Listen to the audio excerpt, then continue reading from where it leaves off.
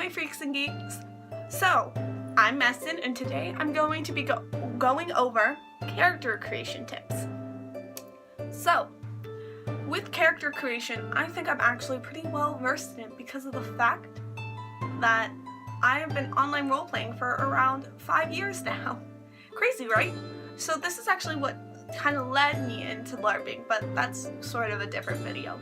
So today I'm going to be going over the general do's and don'ts for creating a character, the backstory, like tips for backstories and personality. Appearance is going to be a different video because LARP appearance is a lot harder to go over and there's a lot more pieces than online for a character. So, first thing is we're going to go over the don'ts.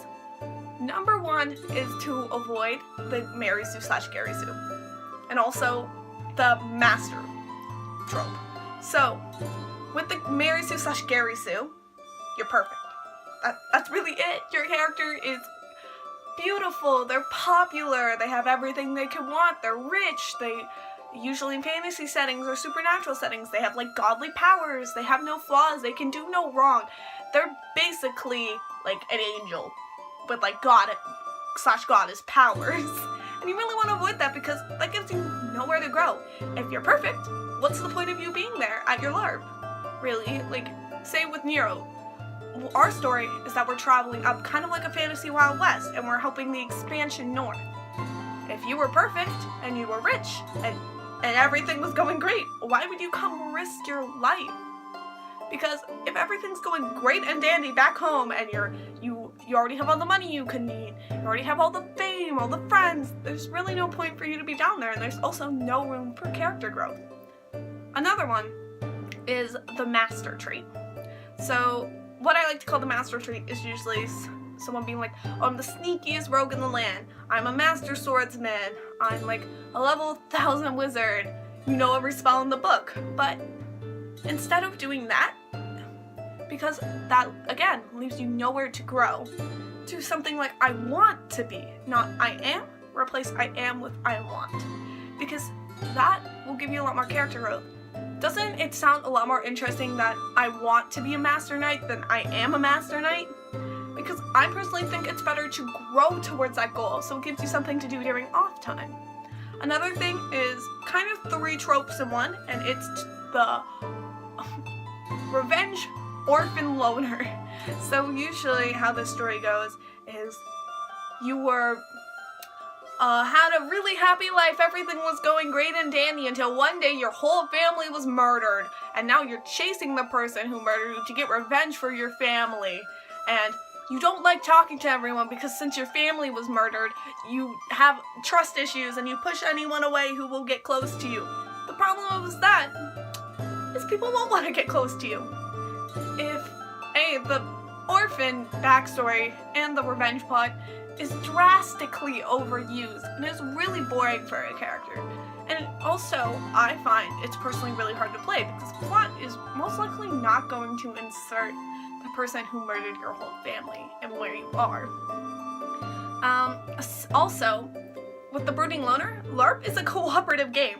It's not a one-person game where you can just go do whatever. Sure, you can actually go do whatever you want. Go sit in a little corner and just have your back to the wall and be really cranky. But that's not going to be fun for you. It's going to be the opposite of fun. After the event, you're gonna be like, wow, I can't believe no one talked to me. That was such a crappy event. Like, I had no fun. Because you didn't make it fun. If a character comes up to you and goes, hi, I'm Daisy, really nice to meet you. Like, would you like to come sit with us as you sit alone in a corner at dinner? And you go, no, I don't want to talk to anyone right now. I don't think I can trust you. You'll probably stab me in the back. That's not very inviting. They probably aren't going to come up to you again because you're clearly not worth their time and not willing to work with them.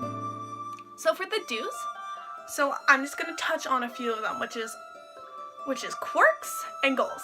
So quirks falls more under personality, and these will help you get back into character. And with goals, they usually fall from your backstory, and they'll really help you grow and have fun during your LARP. So, as I was saying earlier with the master trait is work towards something with goals.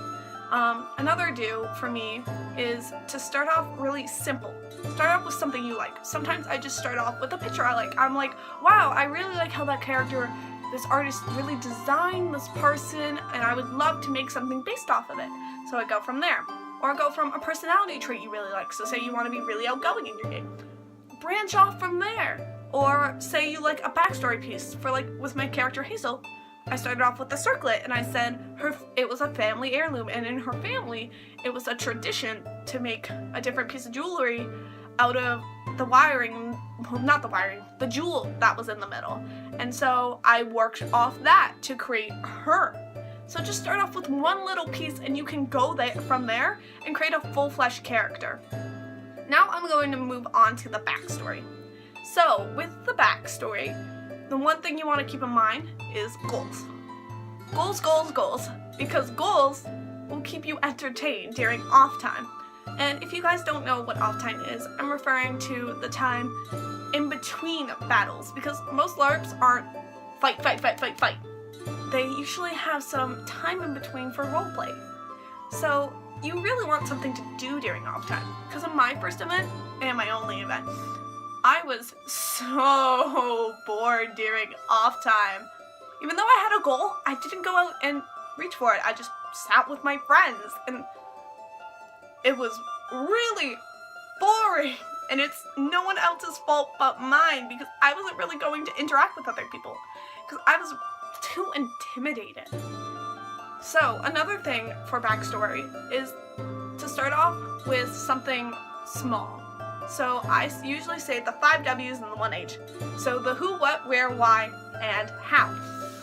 Oh, there it goes, Timber. Oh no! Oh no! You didn't see that.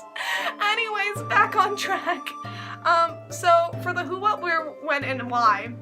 So who was your family? Or who were your friends?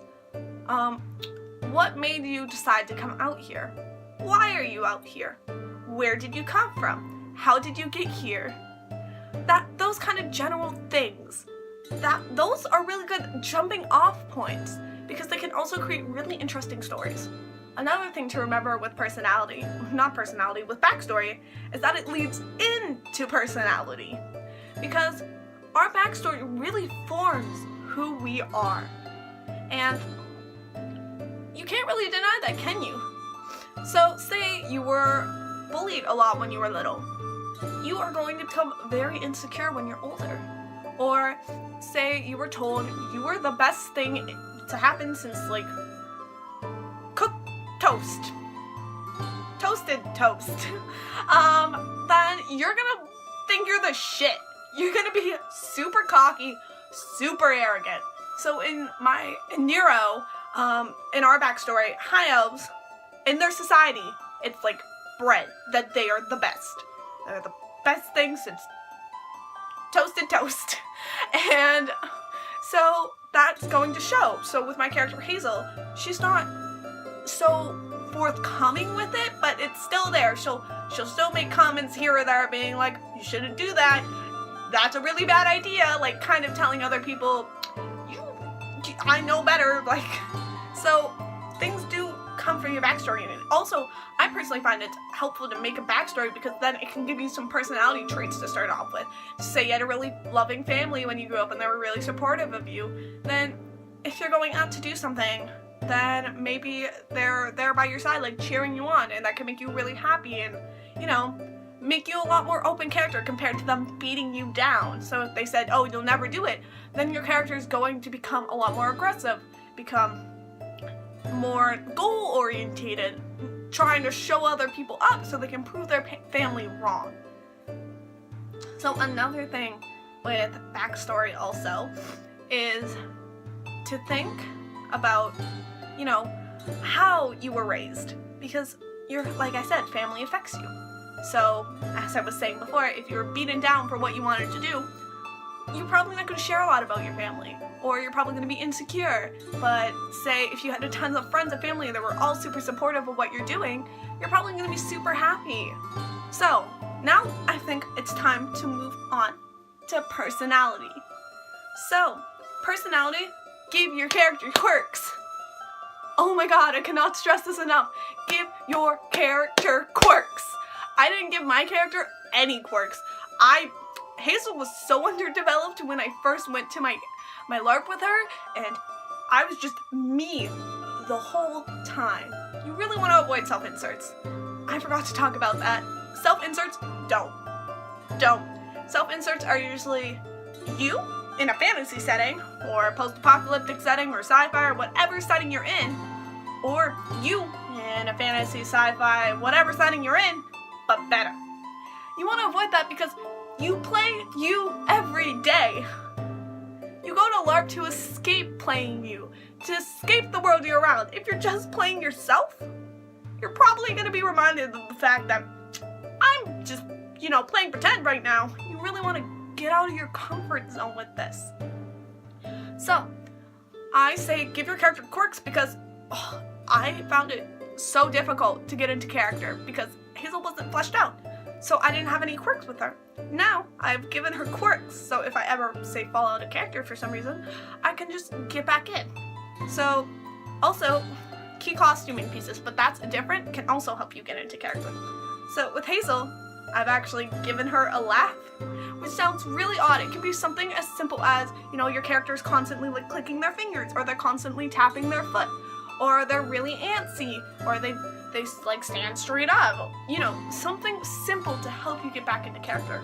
So I can demonstrate Hazel's laugh right now, just to kind of show you how I would get back into character.